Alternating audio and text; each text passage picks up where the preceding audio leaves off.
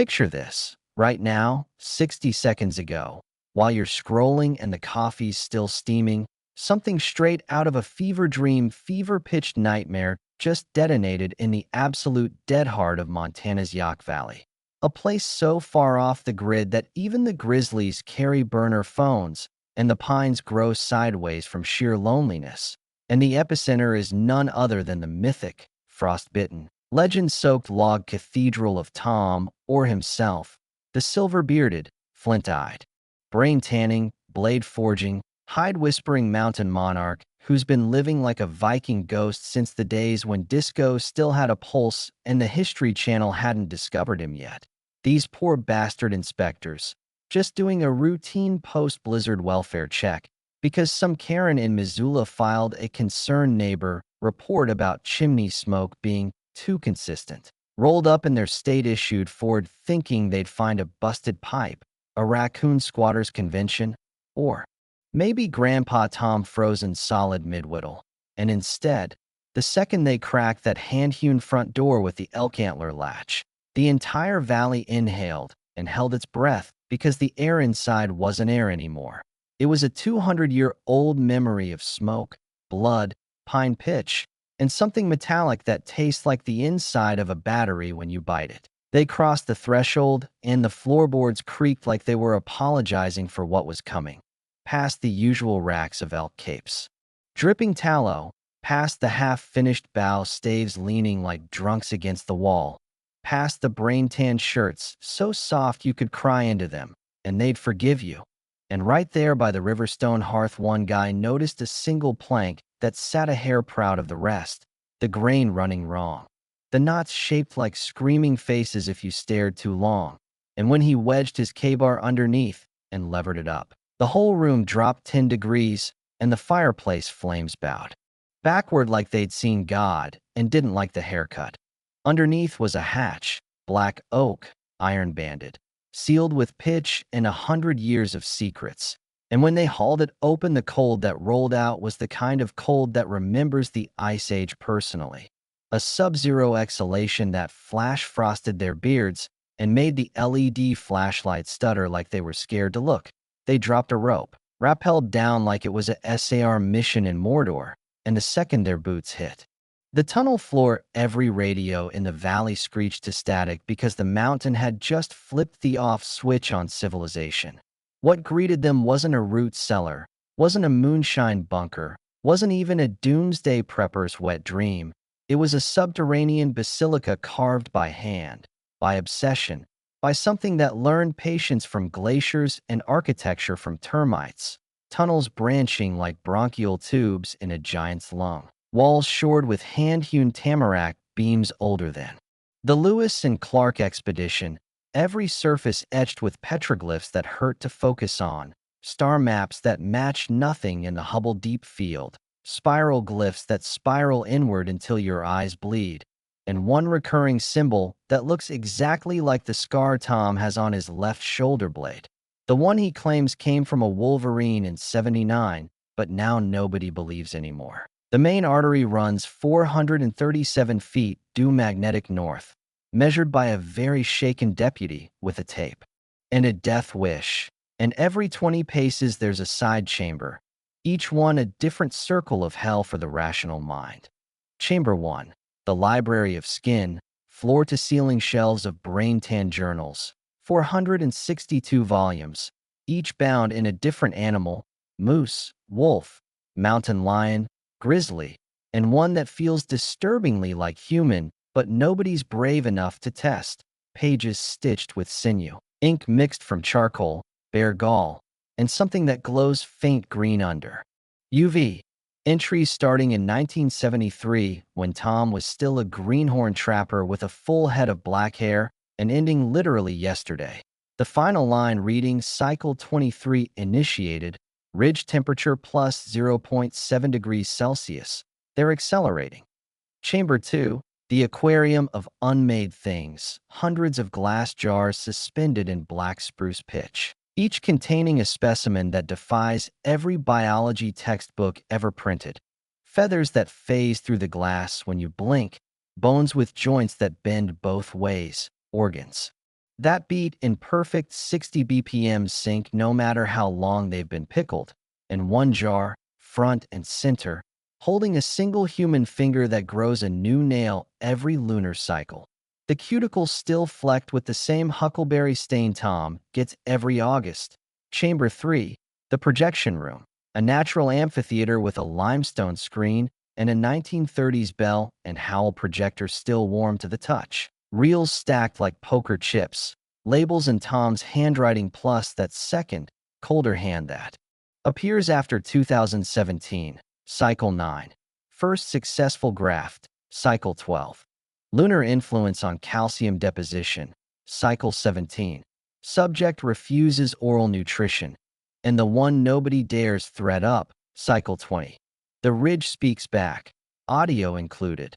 They ran one reel just to be sure they weren't hallucinating from altitude sickness, and what flickered across the stone was Tom, 20 years younger, shirtless, filmed in infrared, slicing open his own forearm with a flint blade and pressing a strip of glowing hide against the wound. And you can actually watch the tissue knit together in real time while something under the skin migrates upward like a salmon swimming through muscle. And the audio, sweet Jesus, the audio, is Tom whispering a Blackfoot prayer backward while the ridge itself answers in a voice that sounds like two tectonic plates trying to flirt. Then they found the ossuary, a circular chamber 30 feet across with a domed ceiling painted in charcoal and bear blood, every inch covered in a single continuous mural that starts with woolly mammoths and ends with a figure that looks suspiciously like Tom wearing a crown of antlers and holding a baby that has too many joints. And in the center, on a pedestal of petrified pine, lies the guest of honor, the thing that made the toughest game warden in Montana piss himself live on body cam.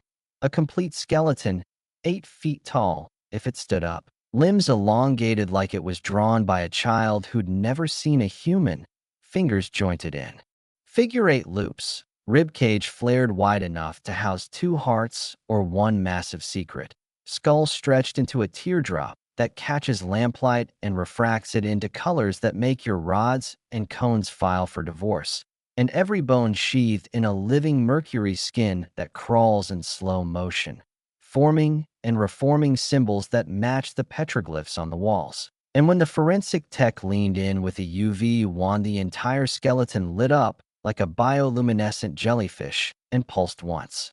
Hard, like it was saying, "I see you too, asshole." The mercury isn't mercury.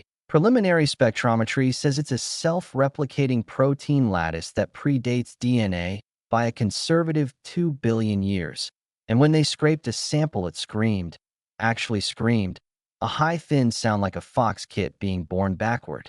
And every compass in a 5-mile radius spun 360 and pointed at the bones like iron filings to a magnet. They found more. Christ, they found so much more. A forge room where obsidian blades still cool on an anvil made from a meteorite. A birthing chamber with a stone table stained by something that fluoresces under black light in the exact shape of Tom's body. A map room with topographic charts of the entire northern Rockies tattooed onto stretched wolverine hides. Every ridge line marked with dates and temperature readings going back to 12,400 BC. And one valley.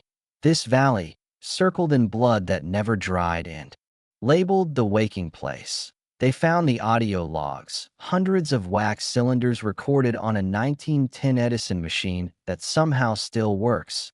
Tom's voice layered over itself in rounds like a demonic barbershop quartet, reciting coordinates, temperatures, dreams, and one cylinder that just repeats the same phrase for 6 straight minutes.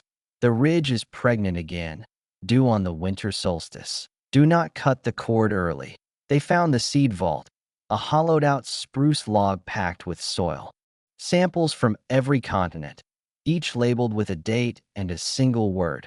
Remember. And then, buried under a false floor in the deepest chamber, they found the crib, hand-carved from a single piece of cedar, lined with wolf pup fur, and inside, wrapped in a blanket of brain-tanned human skin that still has freckles, was a second skeleton, infant-sized, Same impossible proportions, same mercury skin. But this one was curled fetal position around a single object, a stainless steel dog tag. Engraved T. OAR, Cycle 24, property of the ridge, do not remove. That's when the lead agent looked up, face wider than a glacier, and whispered the sentence that ended careers. We're not the first team here, and we're not the last. Tom was waiting topside the entire time, sitting on his splitting stump whittling a spoon out of a human femur. Sorry, caribou femur, same difference at this point. And when they emerged blinking into the daylight like moles seeing the sun for the first time, he didn't even look surprised, just spat a stream of Copenhagen so precise it could thread a needle and said, "Took y'all long enough." She's been keeping the fire lit for 43 years waiting on someone brave enough to read the guest book. Then he handed over a single page torn from the newest journal, dated today, that reads, "To whom it may concern, the Ridge has chosen new custodians.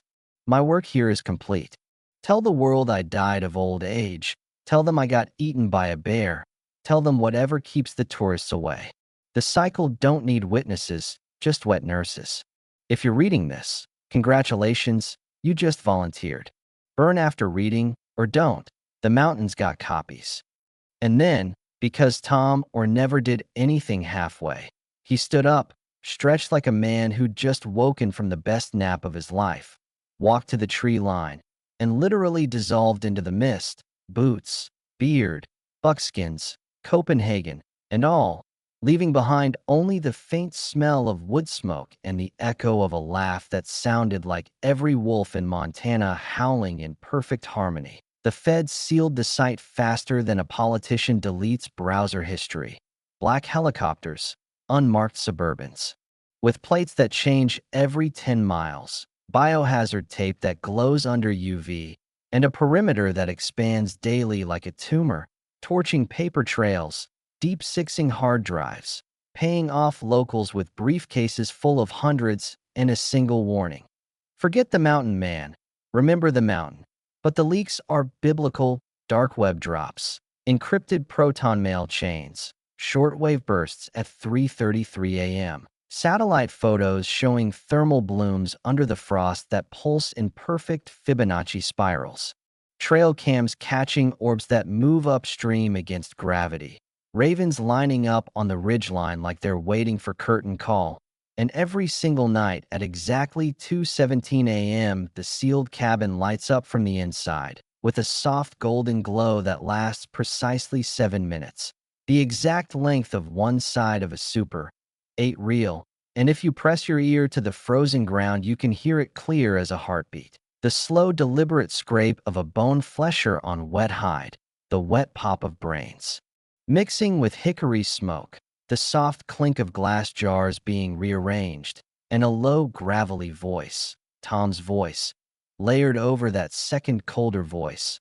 singing a lullaby in a language that predates fire, ending every verse with the same 8 words now carved into the granite face of the ridge itself. The cycle ain't done, boys, it's just changing skins, and the ridge is hungry for new blood. So before the men in black kick in your door and the algorithm buries this under cat videos and crypto scams, tell me true, right here, right now. Was Tom Oar the last mountain man, or the first successful prototype of whatever the forest births when it decides humanity's lease is up? Drop your wildest, darkest, most bats hit theory below. Smash that like button until it screams for mercy. Subscribe and tattoo the bell on your soul, because the ridge is still talking, the bones are still growing, the jars are still filling, and whatever woke up under Montana isn't waiting for peer review, permits, or permission. It's waiting for volunteers, and brother, your name just got called.